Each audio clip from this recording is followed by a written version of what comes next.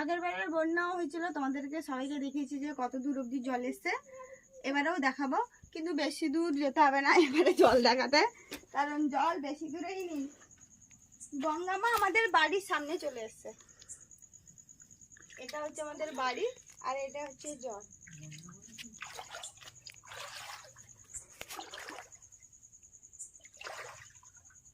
সবাই তো দেখেছো এটা আমাদের রান্নাঘর, অবস্থা খারাপ।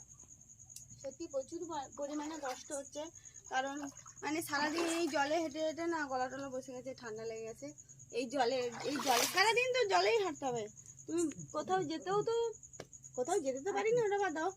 এমনিতে জাস্ট হয়তো বাড়িতেও যদি ঢুকি, ওখানে রান্নাঘর করেছি, যদি বাড়িতেও ঢুকি সেই জল দিয়েই আমাকে হেঁটে যেতে হচ্ছে। আর বাড়িতেও ভিজে গেছে, বাদ দাও ওটা, কিন্তু মানে ম্যানেজ করে নিচ্ছি আর কি। কষ্ট হলেও তো থাকতে হবে এখানে, যেহেতু এখানে আমাদের বাড়ি। কষ্ট হলেও আমাদেরকে কষ্ট করে থাকতে হবে।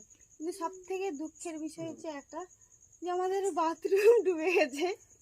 এটা একটা লজ্জার কথা হলেও এটাই বাস্তব। সত্যি আমাদের মানে এই জলের সময় হলে না সবার প্রচুর প্রবলেম হয় এই বিষয়টা নিয়ে।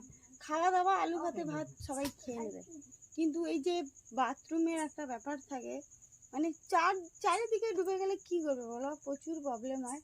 আর এটা সব থেকে বড় কষ্টের ব্যাপার। আর কাল থেকে তো জলই আসেনি আমাদের। জল আনার তো মানে তার থেকেও বেশি কষ্ট এই যে খাওয়ার জল আসেনি। ওইখানে দেখো আমাদের ট্যাপ, ওই ট্যাপটাই টাইমে সকাল বিকাল জল ছাড়ে, কিন্তু কাল থেকে জল ছাড়েনি। তাহলে বলো এই জল কি মানুষ খাবে? তা তো নিশ্চয়ই খাবার জল না। কিন্তু হয়তো বাসন টাসন ধোয়া যায় এখানে, কিন্তু খাবার জলের প্রচুর কষ্ট আমাদের। মানে কি পরিমাণে যে কষ্ট হচ্ছে বলে বোঝানো যাবে না। মানে আমি আছি, আমি ছাড়া হয়তো কেউ বুঝতে পারবে না অনুভূতিটা এটার কি।